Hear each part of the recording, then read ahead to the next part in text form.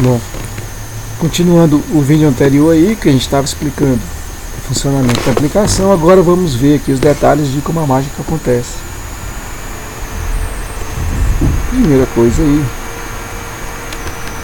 é o que acontece quando a gente vem aqui em cadastrar cliente após preencher os dados e clica na opção salvar. Então vamos ver aí quem trata o evento da ação do clique do botão nesse botão salvar e como ele é tratado.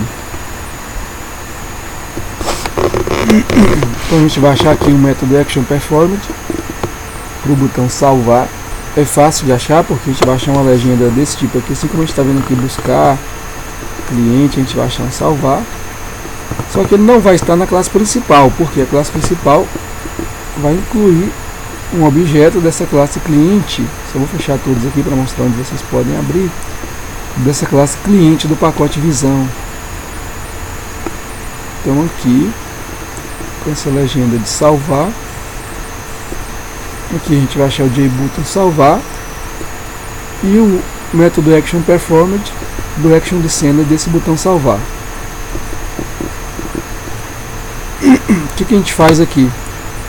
Primeira coisa é recuperar os campos, nome, CPF, rua, bairro, cidade, converter o que foi inteiro, né, porque o método getText de um JTestField, que foi o que a gente usou o JTestFields lá para preencher os campos, só retorna string, então a gente converte para inteiro quando necessário.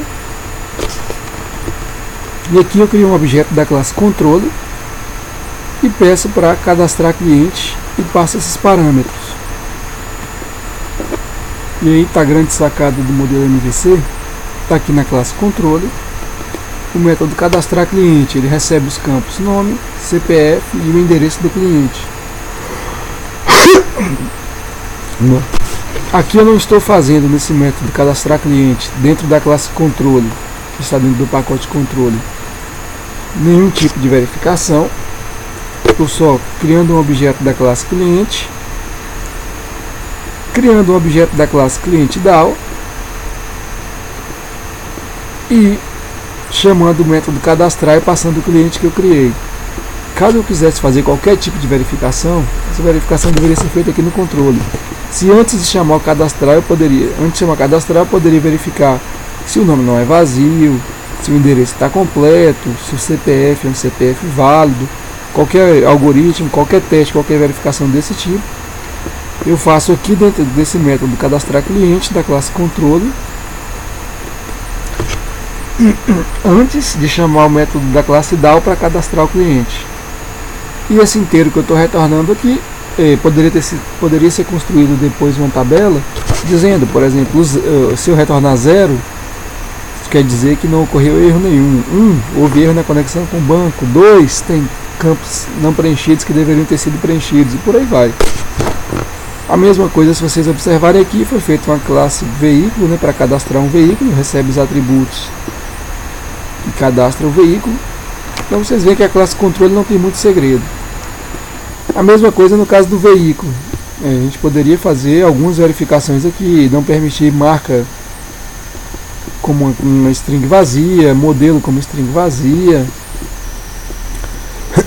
ano, talvez não permitir número abaixo de 1990, 1980, não sei, depende do modelo da aplicação, antes de chamar esse vdal.cadastrar aqui. No caso da classe cliente, vamos ver aqui o que faz a classe cliente DAO quando eu clico no botão cadastrar.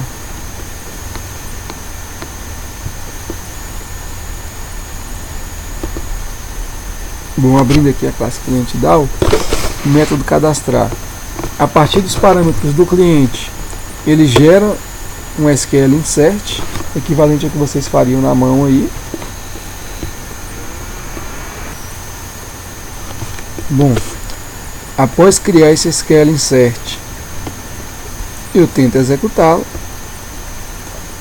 Se funcionar, o que eu vou fazer aqui?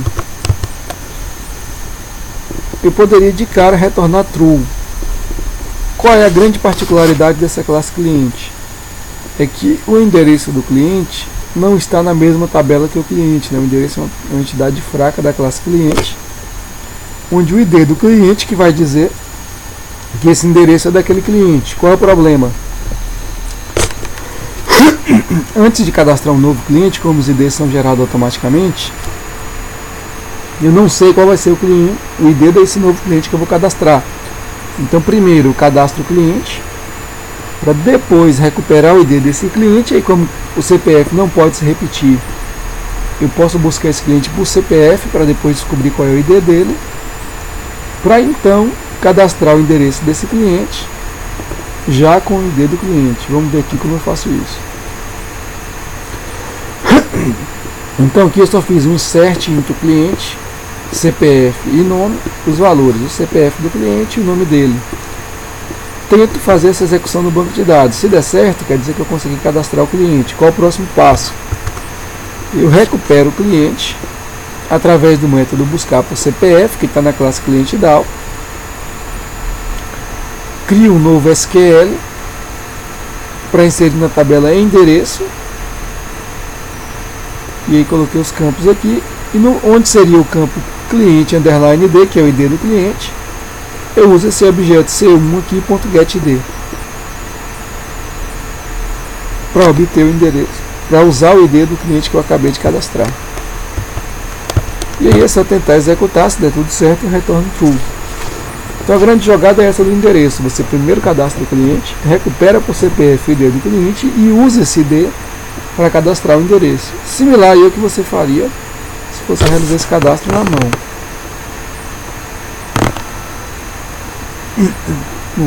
O resto aqui, buscar por ID, buscar por CPF, todos os clientes, não tem nenhum segredo.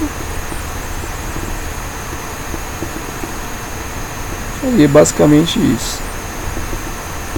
Bom, se a gente for dar uma olhada na classe aqui veículo DAO para ver como o veículo é cadastrado, e vocês vão ver também que não tem grande segredo. Porque quando eu vou cadastrar o veículo, um dos atributos da classe veículo, vamos abrir aqui para vocês verem, é o proprietário, que é da classe cliente, que por consequência possui um ID. E se a gente olhar no modelo do banco aqui, na tabela veículo que é cadastrado é o ID do cliente. Então como é que a gente faz isso? Aqui na classe veículo DAO, eu vou criar um SQL, insert into veículo, marca, modelo, ano e cliente ID. Uso todos os dados do veículo e para pegar o ID do cliente que é proprietário, eu chamo o método getProprietário e no resultado disso eu chamo o getID, que vai me retornar o ID do cliente. Aí o resto é igual. Se executar, retorna true, caso contrário, retorna false, né? Se conseguir executar os dados no banco, quer dizer que o veículo, na verdade, foi gravado aí. Bom, o cadastro aqui eu acabei de explicar. Então no próximo vídeo aí vou mostrar a vocês como é que a gente faz a busca, porque para gerar aquela interface aqui, deixa eu mostrar aqui para vocês. Observem que para gerar essa interface do cadastro de veículos, eu já tenho que ter esse combo box aqui com todos os clientes que foram cadastrados. E eu vou explicar exatamente como é feita essa busca, como é que a gente remonta um cliente, como é que a gente remonta um veículo, para poder listar aqui o veículo, no caso, nesses veículos por cliente aqui, né, que eu tenho que ter aqui todos os veículos. A gente continua aí no terceiro e último vídeo.